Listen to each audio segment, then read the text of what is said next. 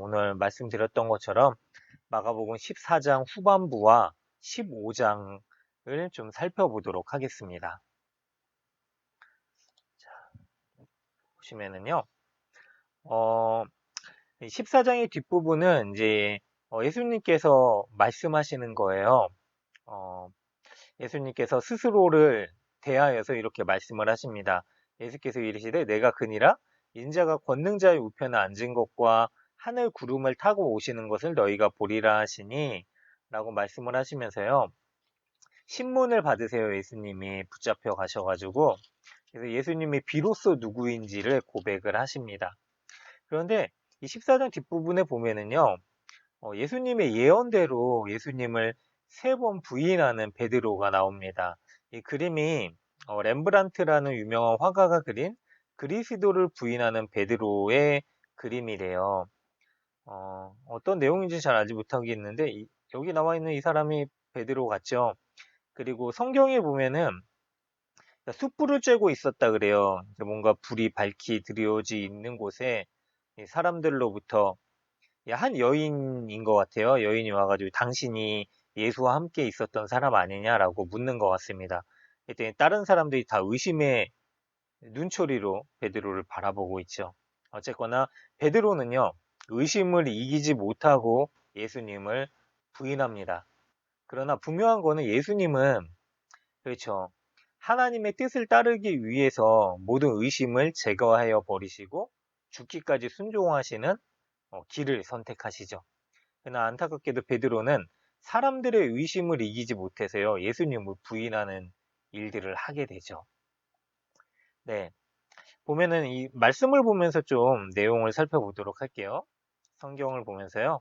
그럴 건데, 우리가 지난 시간까지 보면은 42장까지 좀 살펴봤었어요. 42절까지 좀 살펴봤었죠. 그래서 오늘 보면은 이 43절입니다. 43절을 보면은요, 43절을 보면은 예수님께서 잡히세요. 어떻게 되냐면은, 잡히시는데 예수님이 말씀하실 때 제자들과 함께 계셨죠. 근데 12 중에 하나인 유다가 잡으러 오죠.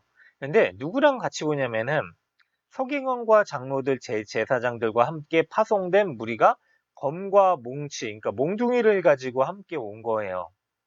그렇죠. 마치 강도를 잡으러 오는 것처럼 잡으러 오죠. 그러나 성전에 강도된 자들은 대제사장들이었죠. 종교 지도자들이었는데 그들이 마치 예수님을 강도 잡는 것처럼 강도들이 잡으러 오는 악행을 저지르게 되죠. 보니까 예수를 파는 자가 그들과 군호를 짰대요. 그러니까 뭔가 전략을 짠 거예요. 그리고 내가 입을 맞추면은 그를 단단히 끌어가라 라고 얘기를 해요. 그러니까 예수님이 뭐 기적을 행하시는 것을 봐서 그런지 그러니까 풀려지지 않게 그래서 곤란한 상황이 생기지 않게 예수의 제자였던 자가 예수님 앞에 인사치레 그 당시에 인사죠. 입을 맞추니까 단단히 끌어가라라고 얘기를 하고 있고요. 그래서 예수님한테 와가지고 입을 맞추죠. 그랬더니 이제 그들이 예수님을 잡습니다. 그랬더니 곁에 서 있던 자 중에 한 사람이 칼을 빼어 대제사장의 종을 쳐 귀를 떨어뜨렸다라 그러는데 다른 성경 본문에 보면은 베드로로 나옵니다. 그러니까 베드로가 귀를 잘라 쳐냈더니 이 사람, 그러니까 말고라는 종호의 이름으로 나오는데 이 귀가 떨어지죠. 그랬더니 예수님께서 그렇게 하지 말아라 라고 말씀하셔서 뭐라 그러시냐면 칼로 쏘는 자는 칼로 망한다라고 말씀을 하시죠. 그러면서 하나님의 뜻이 칼로서 그렇죠. 세상을 통치하기를 원하시지 않다라는 것을 보여주시고요. 예수님이 이런 말씀을 하세요. 49절 보니까 내가 날마다 너희와 함께 성전에 있으면서 가르쳤지만 너희가 나를 잡지 아니었도다. 그러나 이는 성경을 이루려 함이더라.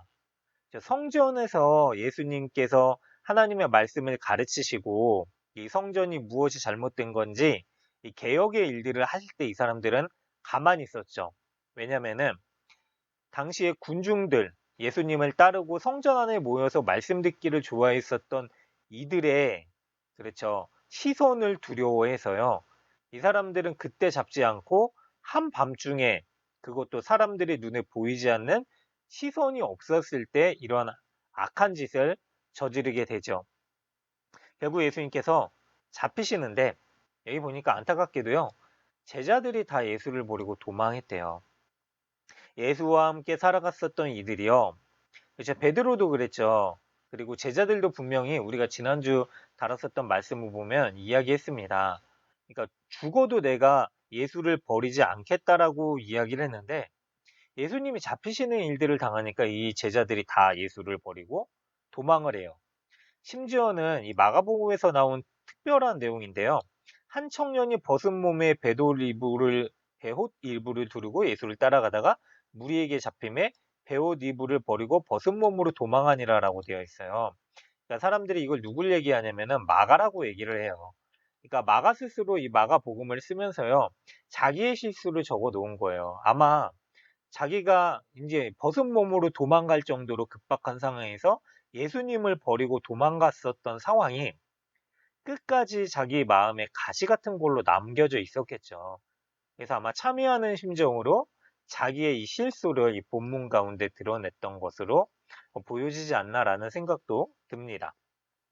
어쨌거나 예수를 끌고요. 대제사장에게로 가요. 이 사람들이. 그러면서 장로들과 서기관들이 다 모이고 베드로가 예수를 멀찍이 따라서 대제사장의 집들까지 들어가요. 그러면서 함께 불을 쬐고 있었던 거예요. 그러니까 이때가 밤중이에요. 근데 원래는 유대인들의 율법상 이미 명절이 시작됐다라고 말씀을 드렸었어요. 저 6월절 명절이 시작되고 난 후에는 이들이 재판을 하거나 이러한 뭐 일을 하는 것들을 할 수가 없었습니다. 그러나 그들은요, 그렇죠.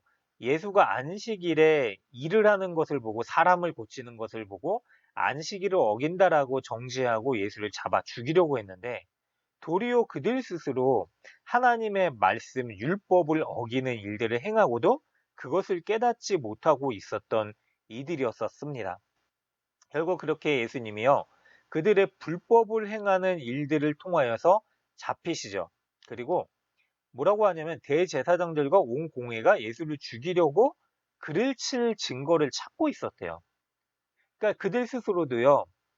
뭐냐면은 예수님을 구체적으로 죽일 만한 증거가 무엇인지를 확증할 수 없었던 거죠. 근데 증거가 없었음에도 불구하고 예수를 잡아왔어요. 분명히 뭔가 잘못된 거죠. 그렇죠?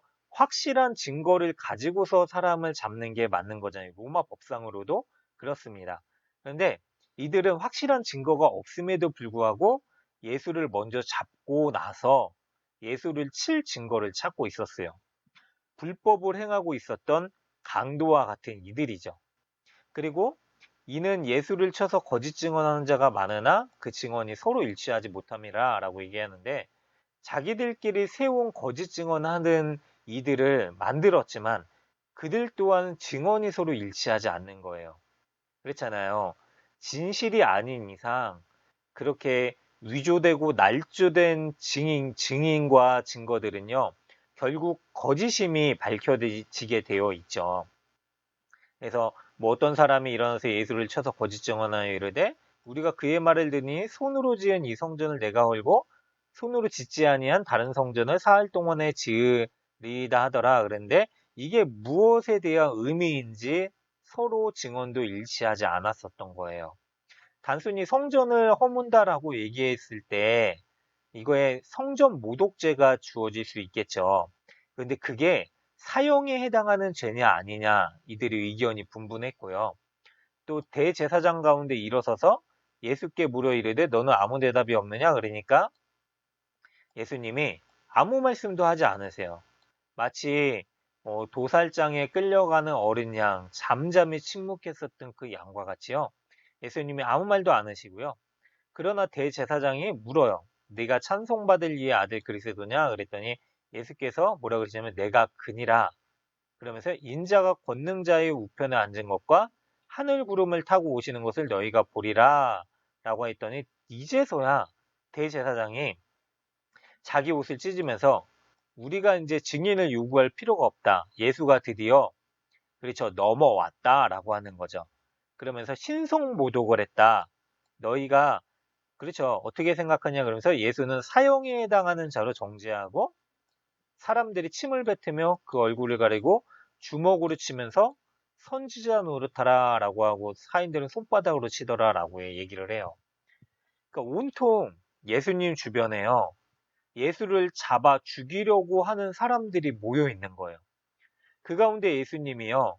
자기의 부당함과 이 재판이, 이 모임 자체가 부당하라는 것을 예수님께서 말씀하실 수도 있었는데요. 잠잠히 도살장에 끌려가는 어린 양처럼요. 하나님의 뜻대로 죽으시기 위해서 그 자리를 그냥 계시는 거예요. 그러면서 하나님의 아들이신 것과 그리고 하나님께서 이 모든 일들을 통하여서 영광 받으시고 예수님이 그 자리에 함께 하실 것을 얘기를 하시죠. 결국 그동안 이거예요. 예수님이 그동안은 예수님께서 어떻게 죽으실지를 제자들에게 얘기하셨지만 사람들에게 공식적으로 말씀하시지는 않으셨습니다. 왜냐면 그때까지 예수님이 죽으셔야 된다라는 사실은 가려져 있었던 비밀과 같은 진리였었습니다. 감추어져 있었던 진리죠. 그런데 예수님이 이때부터는 말씀을 하세요. 그렇죠. 하나님 앞에 간절히 기도하시는 그 기도를 통하여서요. 그러니까 하나님 앞에 주님 이 잔을 내게서 돌리실 수 있으면 돌려주시고 그러나 아버지 원대로 하시옵소서라고 하셨던 그 기도 가운데 예수님은요. 결국 하나님의 뜻을 따르기로 결정하시고요. 그리고 죽으시기로 그렇죠. 아버지 하나님의 뜻에 순종하시기로 하시고 나서 하나님의 일들을 드러내십니다. 예수님이 이 말씀을 하시는 것 자체가요. 그렇죠. 죽을 수 있는 것을 인정하시는 거예요. 그러나 예수님은 하나님의 뜻대로 죽으시기 위해서 그렇죠. 이 말씀을 하시죠. 예수께서 이르시되 내가 그니라. 내가 십자가에 달려 죽을 이니라 라고 말씀을 하시는 거고요. 근데 이 표현이요. 다니엘서에서도 나와요. 보면은 하늘 구름을 타고 그리고 인자가 오실 것을 그는 영원한 권세요 그의 나라는 멸망하지 않을 것임을 예언하고 그리고 계시하는 내용들이 나오는데 그것을 그대로 성취하시죠. 결국 예수님께서 이 땅 가운데 다시 세상의 통치자로 오시게 되죠. 근데 그 뒤에 베드로는 보세요. 예수님은 그렇게 하나님의 뜻에 순종하는 기도를 통하여서 죽기까지 순종하는 일들을 선택하시죠. 그러나 베드로는요. 그렇죠. 자기를 부인하는 일을 하지 않고요.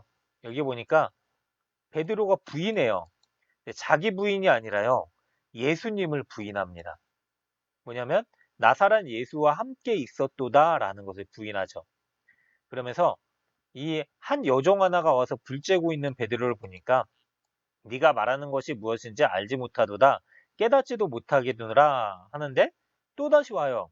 그랬더니 그 사람이 예수와 같은 도당이라 라고 했더니 조금 후에 베드로가 또 사람들이 갈릴리 사람이다 라고 이야기를 했더니 베드로 뭐라 그러면 저주하며 맹세하되 라고 얘기를 하면서 이 사람을 알지 못하노라 라고 얘기를 해요. 예수를 그리스도라고 얘기했었던 베드로가요. 이제 예수를 향해서 뭐라 그러면 이 사람이라고 해요. 그러니까 하대가 된 거죠. 예수가 그냥 단순히 자기가 아는 사람과 같은 존재가 된 거고요. 그리고 그를 저주하며 부인해요. 처음에 안 그랬겠죠, 베드로가. 그렇죠. 자기의 마음에 찔림이 있어서 그래도 예수님한테 말한 맹세가 있으니까 끝까지 예수님을 쫓았을 거예요. 아, 예수님 버리지 말아야지. 그래도 내가 그렇게까지 예수님한테 맹세를 했는데 그런 마음이 있었을 수도 있겠죠. 그러나 베드로는요, 육신의 본성을 이기지 못하고요. 결국 자기의 십자가를 자기가 지지 못하고 예수를 저주하고 배반하는 자가 됩니다. 근데 그 얘기를 하자마자요. 닭이 두 번째 우니까 베드로가 예수님이 자기에게 하신 말씀이 생각나는 거예요. 닭이 두 번 울기 전에 네가 나를 세 번 부인하라 라고 했었던 말씀이 기억나니까 어떻게 하냐면 그 말씀을 생각하고 울어요. 그렇죠. 비로소 자기의 죄됨을 깨닫고 자기의 연약함과 무너짐을 깨닫게 되고 그 앞에 웁니다. 근데 이게요. 소망일 수 있어요. 이렇게 우는 베드로의 얘기가 끝납니다. 마가복음에서는 끝나지만 다른 본문에서는 특히 요한복음에서 그렇죠? 이 울고 있는 베드로를 예수님께서 찾아오시죠. 물론 다시 삶의 자리로 돌아가는 베드로의 모습이지만요. 베드로가 다시 어부가 되어서 그물을 던질 때 어떤 마음으로 던졌을까요? 지나간 예수에 대한 그 배반의 행위들을 매일같이 울면서 아마 그 쓴 마음으로 좌절하는 마음으로 그물을 던지고 있었겠죠. 거기에 물고기가 걸리는지 자기가 걸리는지 뭐 어떠한 마음이었는지 헷갈릴 정도로 그런 고된 삶을 살아가고 있었을 겁니다. 그런데 그렇게 울고 있는 베드로를 예수님께서 찾아와 주시죠. 그리고 베드로가 3번 부인했던 것처럼 예수님이 네가 나를 사랑하느냐? 나를 사랑하느냐? 나를 사랑하느냐? 라고 그 3번의 부인을 회복시키는 참 사랑을 예수님께서 말씀하시고요. 자 보세요. 이 사랑의 증거로 다시 예수님께서 베드로를 믿으시고 베드로에게 사명을 주세요. 뭐죠? 내 양을 먹이라, 치라, 내 양을 먹이라라고 하는 사명을 주시고요. 베드로는요. 그때까지 예수님을 그렇죠. 자기를 부인하는 십자가를 질 수 없었습니다. 그러나 부활하신 예수님을 만나고요. 베드로는 비로소 자기 자신을 부인할 수 있는 십자가를 지고요. 나중에 예수님과 같은 십자가, 그러나 같이 죽을 수 없어서요. 거꾸로 십자가에 매달려 죽는 그 죽음까지도 순종할 수 있는 믿음 가운데 순교할 수 있었고요. 그렇죠. 결국에는 예수님의 참 제자라고 하는 그 은혜 가운데 살아갈 수 있는 회복을 경험하게 되죠. 그렇죠. 자, 그래서요. 이 내용들을 좀 보시면서요. 다시 우리 강의안을 좀 보도록 하시면은요. 어, 성경의 모든 내용들이 증거를 하고 있어요. 예수님의 이제 심판을 얘기하고 있고요. 여기 보니까 빌라도가 예수님한테 물어보는 내용들이 나오죠. 네가 왕이냐? 그러니까 예수님께서 네 말과 같이 내가 왕이라 내가 이를 위하여 태어났고 이를 위하여 세상에 왔다. 곧 진리에 대하여 증언함이로다. 라고 하셨는데 무슨 왕이냐? 세상을 구원하실 메시아이죠. 그러나 베드로는 어떤 의도로 물어보냐면요. 너가 유대인들을 정치적으로 해망하고 그렇죠. 로마를 어떻게 무너뜨리는 네가 정치적인 왕이냐라고 묻지만 예수님은 네 말과 같이 내가 왕이지만 무엇이냐면 이를 위하여 세상에 왔나니 진리에 대하여 증언하려 함이로다라고 말씀을 해서 이 진리는 뭐냐면 세상의 구원자 되시는 메시아이신 예수에 대해서 증언하는 것이죠. 보니까 사도행전 2장에도 이런 말씀이 있어요. 내가 내 원수로 발등상에 되게 하기까지 너는 내 우편에 앉아있으라 하셨도다 라고 했었던 다윗이 예언했었던 메시아에 대한 예언을 예수님께서 성취하시고요. 그런즉 이스라엘의 온 집은 확실히 알지니 너희가 십자가에 못 박은 이 예수를 하나님의 주와 그리스도가 되게 하셨느니라 라고 얘기를 하시죠. 그러니까 모든 이스라엘 백성들이 다윗, 아브라함, 또 모세뿐만이 아니라 그들 모두가 예수를 주라고 이야기할 수밖에 없는 그 날이 왔음을 성경에서 이야기를 하고 있는 거고요. 예수가 죽으시고 다시 사심에 대한 증거가 있죠. 보면 만물을 살게 하신 하나님 앞과 본디오 빌라도를 향하여 선한 증언을 하신 그리스도 예수 앞에서 내가 너를 명하노니 라고 하면서 디모데 전서를 쓰면서 바울이 얘기하고 있는 건데요. 예수께서 세상 가운데 오시고 죽으시고 다시 살아나신 구체적인 증거를 편지를 통해서 쓰고 있는 거예요. 그리고 우리 주 예수 그리스도께서 다시 나타나실 것이다 라고 하는 그 말씀도 이렇게 기록되어져 있죠. 어쨌거나 예수는요, 우리 가운데 오신 하나님이십니다. 성경은 그것을 계속해서 증거하고 있고요. 그러나 우리의 죄를 담당하기 위해서 죽으러 오신 예수님이시죠. 자, 넘어가 보면은요, 세상 가운데 어둠의 권세, 어둠의 때가 있게 될 것을 시편에서 이야기를 하고 있어요. 보면은 내가 신뢰하여 내 떡을 나눠 먹던 나의 가까운 친구도 나를 대적하여 그의 발꿈치를 들었나이다. 근데 이거를 그렇죠. 가론 유다가 이 예언을 성취해 버리죠. 그러나 제가 분명히 말씀드렸듯이 가론 유다는 그렇죠. 욕심에서 돌이킬 수 있을 만한 수많은 기회가 있었음에도 불구하고요. 그 길에서 돌이키지 못하고요. 결국 이 멸망의 이 길을 선택하게 됩니다.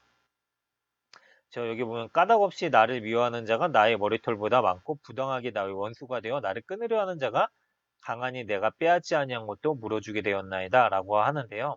이 시편에서 예언하는 게 수많은 예수님을 대적하는 무리들이 그렇죠. 예수를 겹겹이 둘러싸고 그리고 예수를 죽이려고 하던 시도를 통해서 이 시편이 예언이 성취되죠. 그리고 어둠의 때 어둠의 권세가 있는데 그렇죠. 예수님께서 날마다 성전 가운데 계실 때는 이 어둠의 권세들이 예수님을 잡지 않았습니다. 그런데 결국 그 어둠의 권세 때문에 예수님께서 죽임을 당하시게 되고 또 그리고 이 예루살렘은 결국 무너지게 되죠. 예수님의 예언대로. 그리고 어쨌거나 거류민과 같은 나그네가 됩니다. 이스라엘 백성들이. 뿔뿔이 흩어져 버리죠. 나중에 예루살렘의 박해가 본격적으로 시작됩니다. 성전이 무너지고요. 유대인들이 뿔뿔이 흩어져 버려요. 그렇게 어둠의 권세가 승리하는 것 같은데요. 희한하게도 하나님께서 어떤 일을 하시냐면요. 이스라엘이 망한 것 같고 무너진 것 같고 뿔뿔이 흩어진 도망자 신세가 된 것 같은데요. 그들을 통해서요. 하나님께서 흩어진 이들을 통해서 교회를 세우세요. 그래서 모든 민족들, 그 당시에는 뭐 지중해 연안이었죠. 그 모든 지중해 연안에 교회가 세워지는 일들이 생기게 돼요. 그러니까 예루살렘이 무너지지 않았으면은요, 박해가 없었으면은요, 교회가 그렇게 세워지지 않았을 것입니다. 그런데 하나님 말도 안 되는 방법으로 하나님의 백성들을 흩으시고요. 그렇게 하나님의 교회를 세우는 일들을 하시죠. 결국 어둠의 권세가 승리한 것 같지만 그 가운데서도 여전히 하나님께서는 하나님의 일들을 하고 계시고요. 그리고 하나님께서 참된 승리자이심을 보여주시죠. 자, 예수님이 어, 이런 질문을 받으시죠. 네가 찬송받을 이의 아들 그리스도냐? 예수님이 그때 요한복음에 나와 있는 이 내용들을 보면 예수께서 대답하여 이르시되 너희가 이 성전을 올라 내가 4일 동안에 일으키리라 라고 하면서 성전된 자기 육체를 가리켜서 하신 말씀인데 이걸 가지고 어떤 자가 예수님을 비방하죠. 예수님이 성전을 헐다고 얘기하셨다. 그러나 예수님께서는요, 성전을 허실 수 있는 분임을 우리가 배웠었죠. 뭐냐면 예수님이 성전의 주인이시잖아요. 성전의 주인이 성전을 허실 수도 있고 세우실 수도 있는 거예요. 그러나 성전의 주인이 성전을 헐고 새로운 성전을 세우겠다라고 말씀하신 것을 성취하여 버리시죠. 그리고 성전된 예수님께서 직접 죽으시고요. 다시 살아나신 사건을 통해서요. 이제 우리 가운데 새로운 성전이 무엇인지를 보여주세요. 뭐죠? 부활하신 예수를 믿고 따르는 이들이 성전이 될 것임을 이야기를 하셨죠. 여기 이 모든 것들이 성취되고요. 죽은 자 가운데서 살아나신 후에야 제자들이 이 말씀하신 것을 기억하고 성경과 예수께서 하신 말씀을 믿게 되죠. 자, 베드로가 기억하고 울죠. 죽을지언정 주를 부인하지 않겠다라고 했었던 베드로가 그렇죠. 기억하고 우는데 이런 장담도 했었어요. 요한복음에 보면 13장에 시몬 베드로가 주여 어디로 가시더니까 예수께서 대답하시되 내가 가는 곳에 내가 지금은 따라올 수 없으나 후에는 따라오리라라고 예수님이 베드로를 보시고 말씀하셨어요. 그런데 베드로가요. 예수를 따라가죠. 결국에는. 베드로가요. 비록 부인했지만 대단한 거예요. 목숨을 걸고 끝까지 십자가의 상까지 따라가지만 십자가까지는 가지 못하죠. 결국에는. 그러나 따라가려고 하다가 넘어졌죠. 근데 이게 우리의 모습이에요. 따라가려고 하다가 넘어집니다. 그런데 우리한테 소망이 있을 수 있는 건요. 넘어진 우리의 모습을 보고요. 우리가 울어야 돼요. 주님 앞에서 울어야 되죠. 그럼 우리한테 소망이 있을 수 있습니다. 왜냐면 주님이 베드로를 일으키듯이 우리를 일으키시고요. 주님이 가시는 걸음을 따라갈 수 있는 은혜를 주세요. 그러나 우리가 끝까지 예수를 부인하고 울지 않고 그 자리에서 끝낸다라면요, 우리는 주님이 가신 길을 따라갈 수가 없죠. 그러나 베드로는요, 그 길을 따라갔고요, 결국 십자가를 짊어지죠. 근데 이 모든 것들이 어떻게 하냐면 성령으로 말미암아 될 수 있는 거예요. 그렇죠. 사람의 힘으로 할 수 없습니다. 주 앞에서 운다라는 거는요, 주님 앞에 우리의 모든 것들을 의지하고 주님이 우리를 통해 하실 일들을 기대하고 그리고 인내하는 거죠. 바라는 거죠. 이 성령께서 예수님께서 말씀하신 약속의 영을 보내주심으로 말미암아서 우리가 그 일들을 하게끔 하시겠다라고 약속하셨고요. 특히 마가복음 13장에서 이렇게 말씀하셨었죠. 사람들이 너희를 끌어다가 넘겨줄 때 무슨 말을 할까? 미리 염려하지 말고 무엇이든지 그때 너에게 주시는 그 말을 하라. 말하는 이는 너희가 아니요 성령이시라. 이미 성령을 약속하셨어요. 근데 그 약속의 영을 우리에게 주셨죠. 우리 가운데 함께 하시는 영이십니다. 베드로가 변하죠. 저 예수를 부인하고 도망갔던 이가요. 부활하신 예수를 믿고요. 성령을 경험하고 나서 어떻게 되냐면, 그렇죠. 베드로가 잡혀서 거기에 있었던 종교 지도자들이 아무에게도 말하지 말아라 예수를 그랬더니 베드로가 뭐라 그러냐면 요한과 함께 하나님 앞에서 너희 말을 듣는 것이 하나님 말씀을 듣는 것보다 옳은가 판단하라. 부활을 경험하고 나니까요. 이미 그들에게 죽음이라는 게 뭐죠? 하나님의 말씀보다 하나님의 뜻보다 의미가 없어진 거예요. 이렇게 담대해질 수가 있는 거죠. 네, 결국 자기 십자가를 지고 가는 베드로가 대한 내용이 나오고요. 15장으로 넘어가면은요.